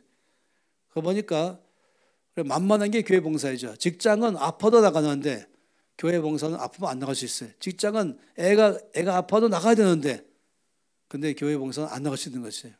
이런 것 참 제가 싫어합니다. 하나님께서 맡긴 것이라면 목숨 바쳐가면서 일하는 사람, 이런 사람이 충성되는 사람인 것이에요. 남이 알아주든지 말든지 하나님이 보고 계시거든요. 하나님 맡겼다면 끝까지 맡은 일을 해내는 사람, 이것이 중요한 것입니다. 저는 한 단체에 대학 졸업하자마자 주께서 명령하심으로 전임간사로 들어갔어요. 35년간 그 단체에서 일했습니다. 그리고 나와서 지금 11년간 현재 NCMN을 일하고 있죠. 그래서 수많은 사람들이 간사로 왔다가 다 대체로 평균 수명이 1.8년이에요. 간사 수명이. 왔다가 다 가죠. 이유가 다 있어요. 직장 때문에, 돈 때문에, 가족 때문에, 이것 때문에, 관계 때문에, 뭐 이것 때문에, 저것 때문에 다 가죠. 주변 사람들이 저를 보면서 좀 불쌍히 여기는 마음으로도 봤어요. 왜 당신은 남아있냐? 다 가는데. 월급도 안 받는데 뭐가 지금 약속되어 있냐? 너 뭔가 미래가 보장되어 있냐? 이 단체에서. 제가 그런 사람들에게, 그중에 어떤 사람은 당신은 35년간 이 단체에 일하는 동안에 떠날 마음은 없었습니까? 그럼 제 답변이 뭔지 아십니까? 왜 없었겠어요? 제 마음으로 보따리 쌌다 풀었다를 1000번 이상 했습니다. 상처 때문에, 관계의 어려움, 재정적인 어려움, 뭐 이런 리더와의 관계의 어려움, 동료와의 관계의 어려움, 뭐 별별의 것에 대해서 내 마음을 힘들게 하는 일이 한두 번 있었겠습니까? 그래서 왜 당신은 안 떠났습니까? 딱 하나인 것이, 주께서 여기 오라고 하신 분은 주님이시고 일을 하라고 하신 분은 주님이십니다. 나에게 주어진 것 딱 한 가지밖에 없습니다. 그건 충성입니다. 관계 때문에 어렵다고 떠나는 것도 아니고, 또 물질적으로 어렵다고 떠나는 것도 아니고, 인정받지 못했다고 떠나는 것도 아니고, 똑같이 열심히 일했는데 저 사람은 더 좋은 자리 가고 인정받고, 일은 내가 다 했는데 리더가 공을 가르치고, 그럼 기분 나빠도 떠나고, 뭐 이런저런 이유가 다 있겠지만 저도 그 이유로 말했다면 1000번 이상 있었다니까요. 가장 어려울 때는 꼭 소위 러브콜이 있는 것이, 어느 교회에서 사례금 얼마에 주택에다가 사택에다가 뭐 쭉 얘기하고, 한때는 인천에서 어디 또 저 미국 남부지방에 그래서 휴스턴에서도 어디, 이런 식으로 말입니다. 아니면 뉴질랜드에서, 아니면은 LA나 하와이에서 말입니다. 아니면 일본에서도 말입니다. 그런데 제 마음속에 딱 한 가지밖에 없어요. 주님, 제가 어디 있기를 원하십니까? 뭐 하기 원하십니까? 딱 한 가지밖에 없는 것이에요. 전 주님께 충성하는 것입니다. 사람들이 인정하든 안 하든, 알아주든 말든, 내가 하는 일이 중요한 일이든 어떻게 본다면 중요하지 않아 보이든 상관없이 이것이 내가 할 일이라면 끝까지 해내는 것이죠. 제가 이 대학 다닐 때 6살 때 영접하고 13살에 헌신하고 평생 주를 섬기로 결정한 다음에 평생 섬기는 사역자 되기 위해서 대학 갔어요. 그리고 정말 사역자로 삶을 살기로 결정했죠. 그런데 주님은 저에게 너무나 어이없게도 월급 1원도 안 주는 한 성교단체에 전임간사로 가게 하셨어요. 이미 저는 그전부터 인정받는, 대학 다닐 때부터 이미 저희 은사와 사역의 기름 부음이 인정받고 있었어요. 제가 할 일이 뭔지 훤히 다 알고 있었어요. 그런데 이 단체에 딱 들어간 순간에 저에게 맡긴 일은 거기에 있는 이 화요 찬양 모임에 안내 본 일이 제일이었어요. 미리 가서 불 다 켜고 의자 정리하고 사람들을 다 들어오면 자리에 앉히게 하고, 그리고 그걸 정리하고 다 간 다음에 몽땅 정리하고 가는 일이었습니다. 그렇게 하다가 사람이 점점 많아지고 이제 수천 명 되니까 예배 중에 영접할 기회를 갖게 되죠. 전 무대 한 번도 나가본 적이 없고, 그래서 예수님 영접할 사람들은 손 드십시오. 여러분들은 손든 사람들은 보따리 들고 조용히 저 입구로 나가시면 거기 패백실이 있습니다. 패백실 가시면 한 형제가 여러분에게 복음을 제시할 것입니다. 그 형제가 바로 저 있었습니다. 이렇게 하면서 집에 모든 일 끝나고 화요일 밤에 집에 도착할 때 좀 10시 넘어져. 근데 그 당시 불이 조금밖에 없을 때 동네 집에 들어간 입구에 딱 가로등 안에 있을 때, 자, 주님께, 주님,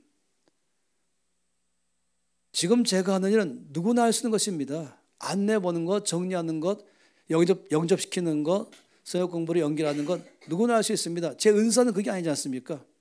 주님이 저에게 주셔서 대학 다닐 때부터 이미 인정받은 제가 할 일이 있는데 그 할 일은 하나도 못하고 있습니다. 저 무대에는 한번 나와본 적도 없습니다.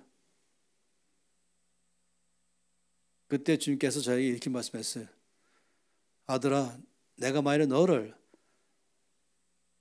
평생 몸이 아파가지고 병상 생활을 평생 하다가 아무것도 못하고 침대에 누워 살다가 나의 나라로 돌아오게 하는 것이 내 뜻이라면 어떻게 할래?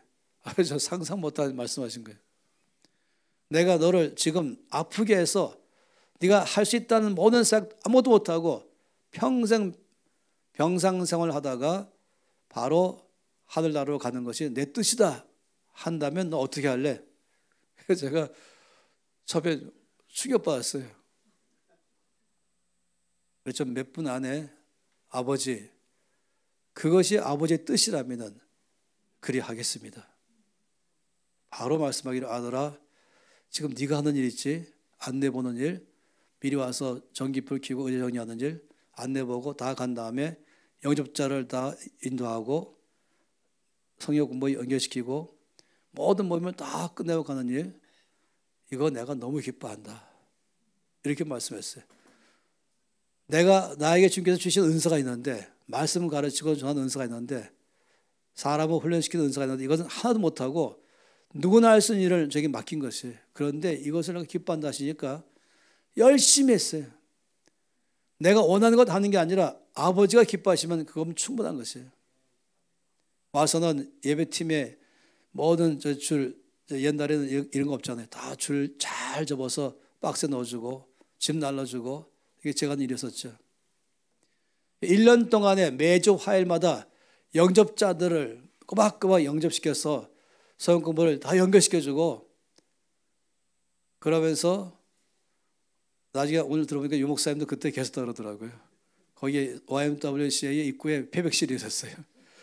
그 영접자 제가 다 인도했어요. 1년간 한 다음에 제가 연말에 올 1년 동안에 52주 동안에 영접한 자의 명단입니다. 그래서 제가 2,400명을 줬어요. 1년 동안 2,400명 영접했어요. 1년 딱 끝나니까, 정확히 1년 딱 끝나니까 주님이 저를 너는 나의 모든 시험에 통과했다. Pass the test. 그리고 무대로 바로 들어가겠어요.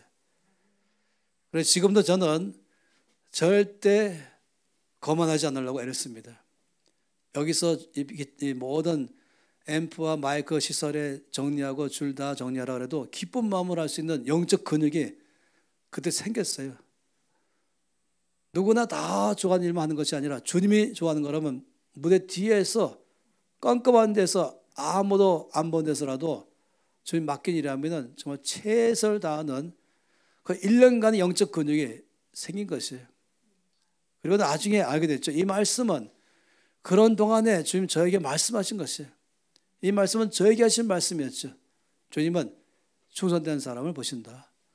똑똑한 사람, 능력 많은 사람, 말 잘하는 사람이 아니라 내가 맡긴 일이면은 그것이 큰 일이든 작은 일이든 남이 인정하든 안 하든 남이 보든 안 보든 상관없이 그 맡은 일을 끝까지 변치 않는 마음으로 해내는 사람, 나는 그런 사람을 찾는다. 그리고 나는 그런 사람에게 나의 일을 맡긴다 하신 것이에요. 오늘 여러분의 저는 이 말씀은 제가 저 앞에서 배운 말씀인 것입니다. 지금 이 나이가 되어도 제 마음은 조금도 변치 않습니다. 저는 유명하게 무대 한가운데 나가는 자리 조금도 생각하지 않아요. 주님이 저에게 어떤 자리에 맡기나 할지라도 기꺼이 그 자리에서 주를 섬길 것입니다.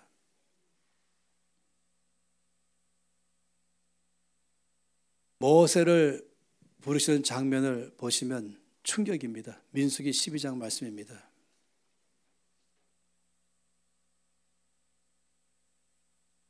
민수기 12장 6절에서 8절까지의 말씀 함께 읽겠습니다. 이르시되 내 말을 들으라. 너희 중에 선자가 있으면 나 여호와가 환상으로 나를 그에게 알리기도 하고 꿈으로 그와 말하기도 하거니와 내 종 모세와는 그렇게 아니하니 그는 내 온 집에 충성함이라. 그와는 내가 대면하여 명백히 말하고 은밀한 말로 하지 아니하며 그는 또 여호와의 형상을 보거늘 너희가 어찌하여 내 종 모세 비방하기를 두려워하지 아니하느냐. 이 말씀은 물론 이제 모세를 비방하는 것 때문에 나온 말이지만은 이 말씀의 충격은 주께서 말씀하기를 나는 나의 종들에게 꿈을 통해서 말하고 환상 통해서 말하지만은 그러나 여기 주께서 내 종 모세에게는 다르게 한다. 그에게는 대면해서 말한다. 딴 종들에게는 꿈으로 말하지만 환상으로 말하지만은 내 종 모세하고는 내가 대면해서 명백히 말한다. 그 이유는 왜 그렇습니까? 왜 그렇습니까? 그는 내 온 집에 충성하기 때문이다. 이것은 제가 20대 초부터 정말 간사 삶을 살 때에 저의 삶의 롤 모델은 모세였어요. 하나님께서 이제 이스라엘 백성들을 애굽에서부터 건져내고 강한 바로의 팔에서 건져내고 그리고 이들을 광야를 통과케 해서 가나안 땅으로 가게 하는 이 일을 누구한테 맡길 것인가? 정치학자, 정치 잘하는 사람, 경제에 밝은 사람, 탁월한 교육자, 아니면 탁월한 지리학자, 탁월한 인구학자, 아니면 탁월한 의학자, 건축가, 법학자 다 필요하죠. 모세는 물론 그 면에 다 통달하는 사람이에요. 근데 모세를 선택했어요, 주님께서. 그 이유는 그가 법을 잘 알아서가 아닌 것이에요. 그가 정치를 잘해서도 아닌 것이고 경제에 밝아도 아니고 그가 의학에 탁월하거나 건축에 탁월하거나 지리에 밝거나 이것이 아닙니다. 그는 물론 40살 때 이미 그 면에 다 탁월해서 주여 제가 주를 섬기겠습니다 말하되 주께서 아니요 내가 널 안 쓰겠다. 그래 80살 때 모세를 택하셨는데 기준이 무엇일까? 여러분은 어떻게 하시겠어요? 여러분이 하나님 입장이라면 이스라엘 백성들을 애굽에서부터 건져내서 가나안 땅까지 가게 하는 이 모든 일을 난 어떤 기준으로 사람 맡길까? 충성이 빠지면 헛것입니다. 아무리 실력이 좋아도 충성이 빠지면 헛것입니다.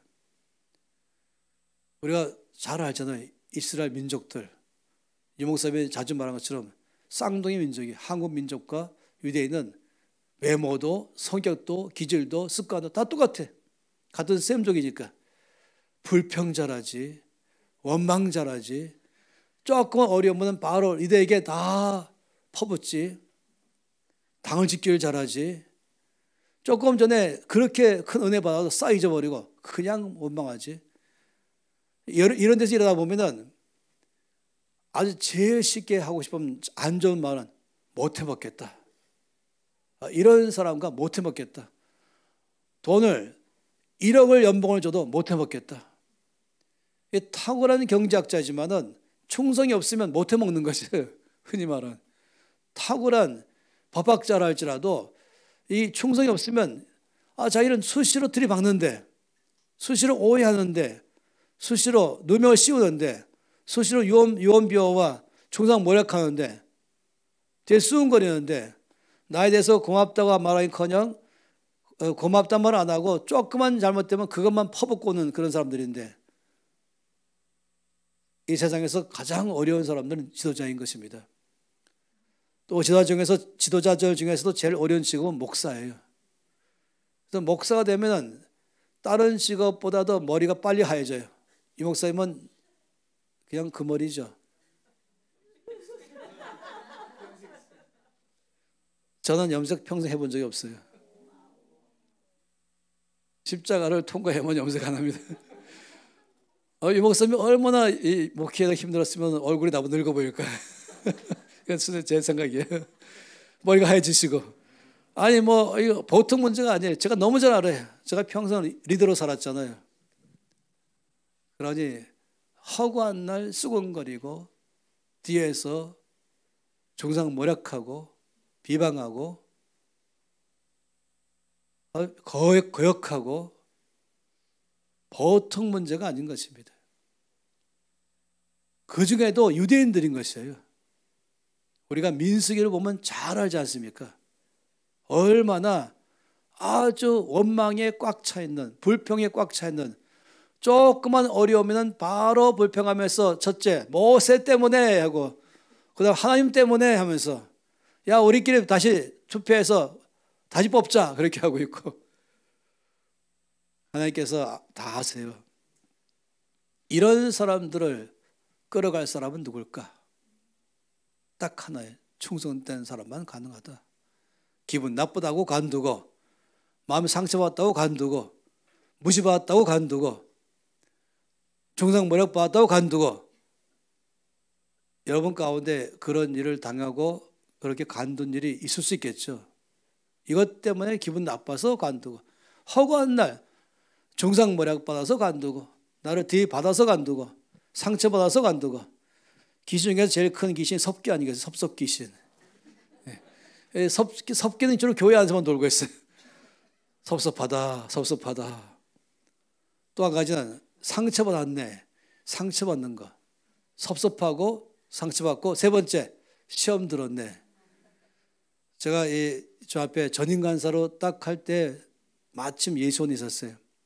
주님이 저에게 시편 146편을 주시면서 예방주사 맞아라. 거기 보니까 도울 힘이 없는 방백들을 의지하지 말아라. 인생들을 의지하지 말고 여호와 하나님으로 자기 도움을 삼는 자는 복이 있다. 제가 이 말씀을 미리 받고 사역하지 않았더라면 저도 상처받고 시험 들고 살았을 거예요.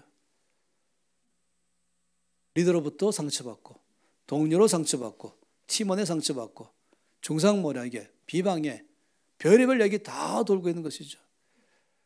거기서 간두지 뭐. 이거 내가 간두지 뭐. 내가 꼭 여기 일해야 되겠어? 사람 때문에 간두고, 이것 때문에 간두고. 그러면 주께서 뭐라고 말씀해요? 충성 때문에 없다. 어떻게 내가 맡기겠냐? 네가 아무리 탁월한 실력이 있다 할지라도 누구든지 일하다 보면은, 두 사람 이상이 일하다 보면은 상처받게 돼 있어요. 시험 들게 돼 있어요. 더구나 지도자가 되면 될수록 더 많은 어려움을 당하게 돼 있어요. 아주 타겟 대상이죠. 잘할 때는 조금만 칭찬이고 잘못하면 크게 말하기 시작하고, 이런 가운데 끝까지 누가 뭐라고 말해도 끝까지 하나님이 나에게 말씀하신 것을 목숨 바쳐가면서 끝까지 해내는 것, 이것이 바로 충성입니다. 레오나르도 다빈치의 최후의 만찬이 있어요. 당시에는 모든 서양 화가들은 다 최후의 만찬을 그리는 게 자기들은 상식이었어요. 그래서 최후의 만찬 그러면 모든 화가들의 그림이 다 있어요. 그리고 최후의 만찬은 다 똑같아요. 일렬로 앉아있고 정 한가운데 예수님이 앉아 계시고, 좌 왼쪽에 베드로, 오른쪽에 약간 가슴에 품에 되는 이제 요한, 한 칸 건너서 또 한 명 제4인물을 꼭 말하죠. 누굽니까? 가룟 유다. 일단은 예수님, 베드로, 요한, 반드시 가룟 유다. 화가들마다 가룟 유다를 다 표시했어요. 그런데 공통적으로 표시한 게 있어요. 돈깨를 잡고 있는 거. 이걸 다 말했어요. 그런데 레오나르도 다빈치의 최후의 만찬은 모든 다른 화가들과는 가룟 유다를 다르게 표현했어요. 물론 한쪽에는 돈깨를 잡고 있는 것은 똑같이 말했지만 한 가지가 이 손이었어요. 오른손. 오른손으로 식탁 앞에 그릇을 건드리고 있는 장면을 그렸어요. 서양 식탁에는 그 한가운데 필수로 놓인 게 두 가지 있어요. 페퍼와 솔트. 후추와 소금은 필수로 그냥 놓여 있어요. 우리나라는 간장과 고춧가루. 이게 보통 식탁에 놓여 있는 것처럼. 그래서 S, 솔트, P, 페퍼. 그런데 가룟유다가 뭐를 건드리는지 아십니까? 소금 그릇이에요. 소금을 엎어뜨린다. 충성의 대명사는 뭔지 아시죠? 충성의 대명사는 소금입니다. 소금의 특징이 두 가지가 있어요. 변치 않는다. 두 번째, 소금은 손으로 꽉 쥐면은 뭉쳐진다. 이 소금을 우리가 이제 salt라고 말하죠. 그런데 똑같은 S 중에서 또 하나 있어요. sand가 있어요. 이건 소금이고 이거는 모래입니다. 소금과 모래는 정반대예요. 소금은 꽉 움키 잡으면 뭉쳐진다. 모래는 움켜 잡고서 펴면 쭉 흘러내린다. 그래서 소금은 레위기 말씀에는 소금 언약 이렇게 말했어요. 옛날 근동지방에는 결혼식 날 신랑과 신부가 예물 교환을 돌소금으로 했어요. 왜 돌소금인가? 내 이 마음 검은 머리 팥불이 되도록 주께 갈 때까지 변하지 않겠습니다. 요즘은 금반지를 나누죠. 저는 주례 볼 때마다 예물 교환은 반드시 금으로 해야 된다. 그리고 순금하지 말고 순금은 찌그러지니까 꼭 14금으로 해서 안 찌그러진 걸 해라. 반드시 금이 조금 들어가야 된다. 왜냐하면 금은 뭡니까? 변하지 않는다. 충성의 대명사가 금이요. 더 큰 대명사는 소금인 것입니다. 그래서 저는 돌소금을 교환하기 제일 좋겠어요. 아니, 결혼 예물로 돌소금. 주례자가 뭐라고 질문합니까? 신랑 아무개는 신부 아무개를 아내로 맞이하여 뭐라고 말하고 있어요? 건강할 때나 병든 때나 부유할 때나 가난할 때나 변치 않고 일절 사랑으로 대하기로 생각합니까? 다시 말하면 충성을 맹세합니까? 이것이 건강할 때, 병들었을 때, 부유할 때, 가난할 때 모든 조건과 상황에 바뀌어도 내 마음 안 바뀌겠습니다. 이게 바로 충성 아니겠어요? 일하다 보면은 내 마음을 바꾸게 할 만큼 막 나를 무시하고 나를 모욕하고 나를 중상모략하고 뒤에서 서로 수군거리고 이러면 바뀔 수 있잖아요. 이럴 때라도 안 바뀌겠다. 이게 바로 충성인 것입니다. 그래서 이 레오나르도 다빈치는 가룟유다를 표시할 때 소금그릇을 엎어뜨리면서 배반하겠다 이거죠. 배반을 보여주는 것이에요. 하나님께서 가장 어떤 사람을 통해서 일하시는가? 당연히 충성된 사람인 것입니다. 여러분 분야교회 성도들은 결정하세요. 나의 아이콘은 충성입니다. 나의 대표적 성품은 충성입니다. 주께서 맡긴 것 여러분 하다 보면은 주님이 여러분이 충성된 사람인지를 테스팅하세요. 별의별 상처받게 하고 내가 잘할 때는 가만히 있다가 조그만 틈만 보면 막 공격이 들어오고 이럴 때마다 제가 그 수많은 35년간 세월 동안에 제 마음속에 모세가 나의 롤모델이다. 충성 때문에 나의 모델이다. 내가 돈이 없다고 관두고 사람 때문에 시험 들었다고 관두고 어렵다고 관두고 절대 하지 않겠다. 왜 모세인가? 그의 충성됨을 보시고 일을 맡기신 하나님. 이것이 제가 목숨 걸고 지켜왔던 것이에요. 하나님은 그런 사람 통해서 일하십니다. 디모데전서 1장 12절 말씀을 보겠습니다. 제가 100구절 중에서 또 좋아하는 구절이 이 구절입니다. 디모데전서 1장 12절 얼마나 놀라운 말씀인지 모르겠습니다. 이 한 절 말씀이에요. 읽겠습니다. 나를 능하게 하신 그리스도 예수 우리 주께 내가 감사함은 나를 충성 때 여겨 내게 직분을 맡기심이니. 자, 바울이 세 가지 사실을 고백했어요. 첫 번째 사실은 예수께서 나를 능하게 하셨다. 나를 능력 줘서 능력 있는 사람으로 살게 하신 He enabled me이죠. 나를 능하게 하셨다. 이 두 번째는 뭐랬습니까? 나를 충성되이 여기셨다. 예수께서 나를 충성되이 여기셨다. 세 번째는 예수께서 나에게 직분을 맡기셨다. 여기 세 가지를 잘 보세요. 이 셋 중에 어느 게 제일 첫 번째가 될까? 나를 능하게 하신 것, 나를 충성되이 여기신 것, 나에게 직분을 맡기신 것. 이 중에서 첫 번째가 무엇일까? 직분이 아니에요. 첫 번째가 먼저 충성된 사람인 것을 먼저 보셨어요. 그러고 그 사람에게 직분을 맡기셨어요. 그리고 그 사람에게 그 직분을 감당할 능력을 주신 것이에요.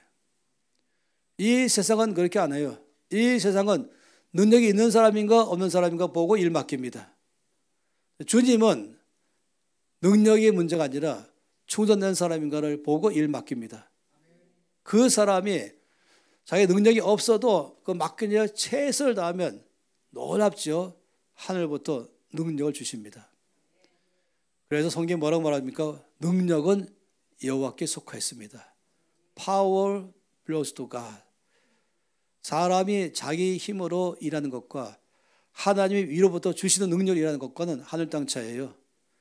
세상은 능력 있는 사람인가를 먼저 알아본 다음에 일을 맡기지만 하나님 나라는 그건 관심도 없으시고 충성된 사람인가를 보시고 일을 맡기시고 그 사람이 맡은 일에 최선을 다하면 그 사람에게 없는 능력을 주기 시작하시는 것입니다.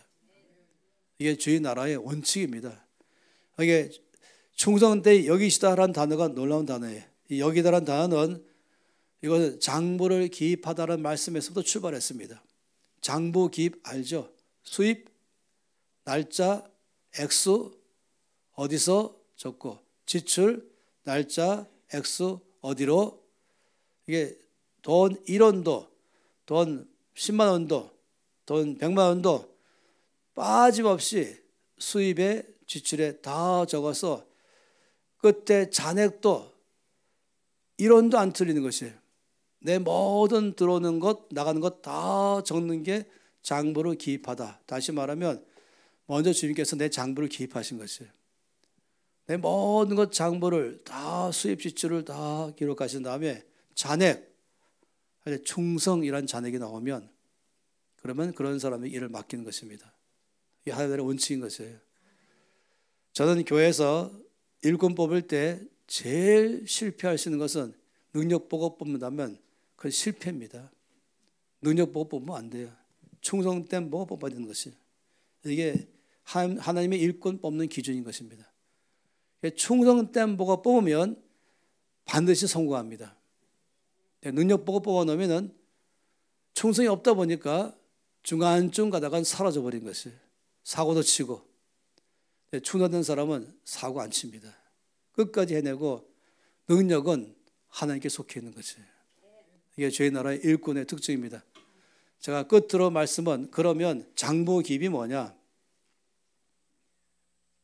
하나님께서 내가 충성된 사람인가 아닌가를 알아보실 때 이 장부 기입, 도대체 주님 나라의 장부 기입이 뭘까?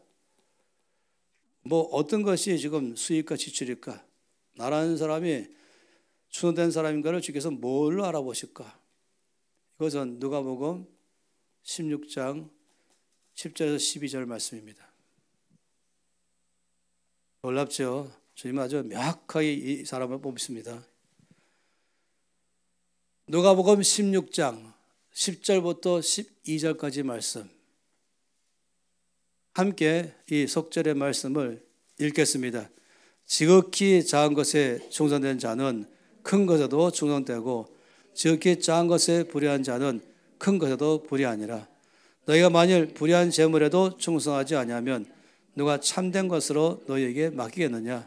너희가 만일 남의 것에 충성하지 아니하면 누가 너희 것을 너희에게 주겠느냐. 주께서 충성된 사람인가 대해서 장부기입하는 세 가지 장부기입. 첫 번째, 지극히 작은 것. 두 번째는 재물. 세 번째는 남의 것. 이걸 다 보다 보면은 내가 눈 뜨고 잘 때까지 다 포함되어 있어요. 저기 작은 것부터 자겠어.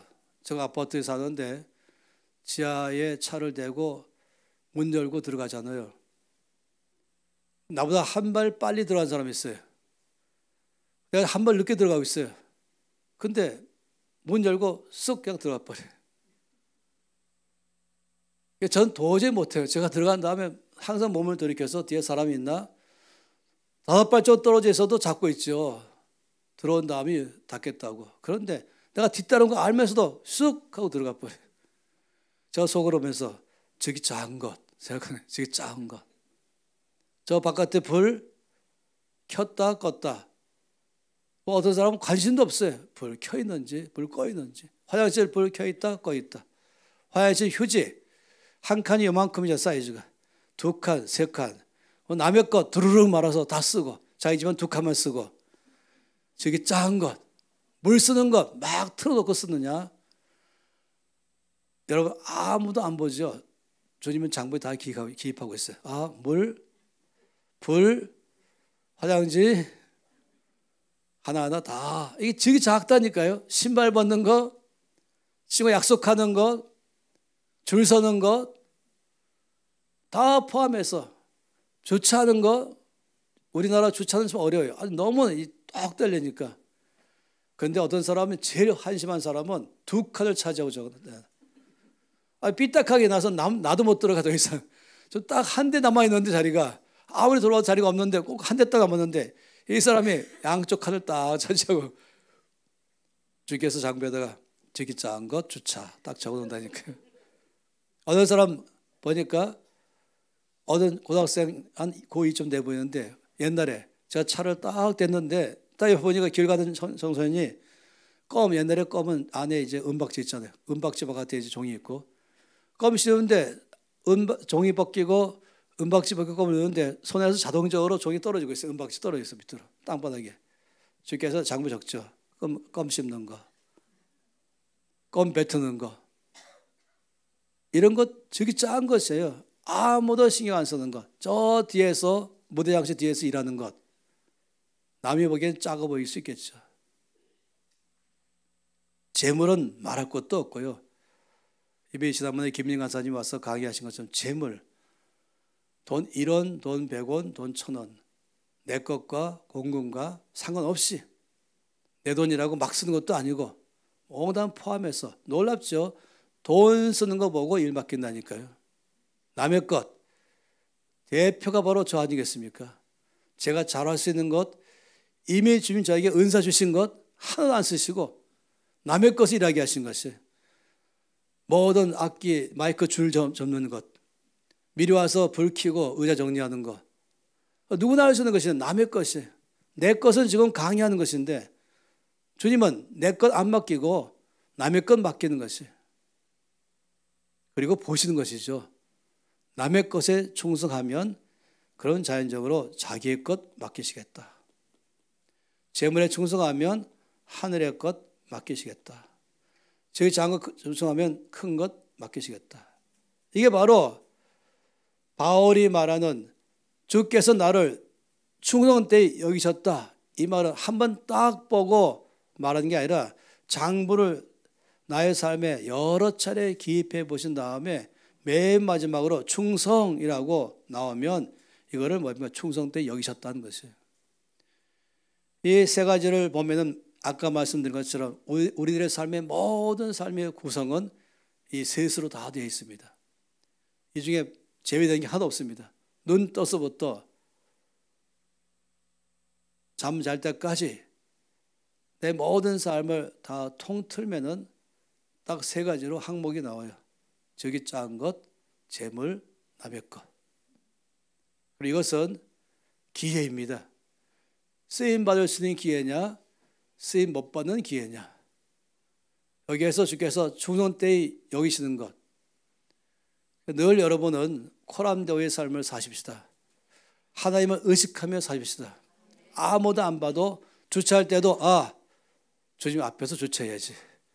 주님 오늘 이 제 주차를 보시고 장부에 기입해 주세요 하는 것이죠. 지금 제 뒤에 뒷사람 따라오는 것, 손잡고 있는 것 오늘 장부에 기입해 주세요. 돈 쓸 때 내가 정말로 충성되게 쓰면서 주님 장부에 기입해 주세요. 하나님이 사람 쓰는 기준은 정확합니다.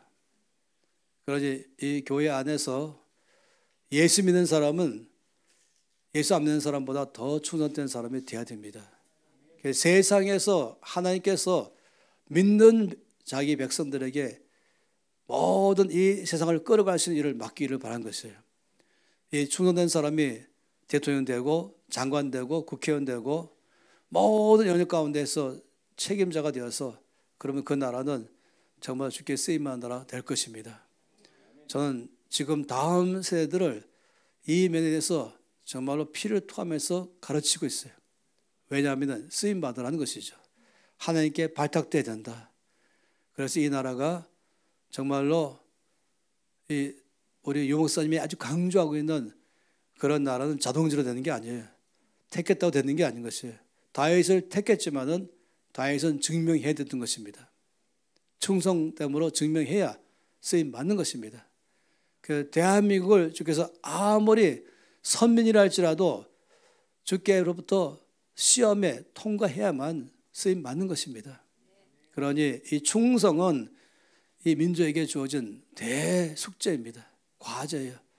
그래서 작게는 내 개인의 일에서, 그 다음에는 교회 안에서, 그리고는 도시와 나라 안에서 우리 믿는 사람들이 충성되게 산다면 반드시 주께서 쓸 줄을 믿습니다.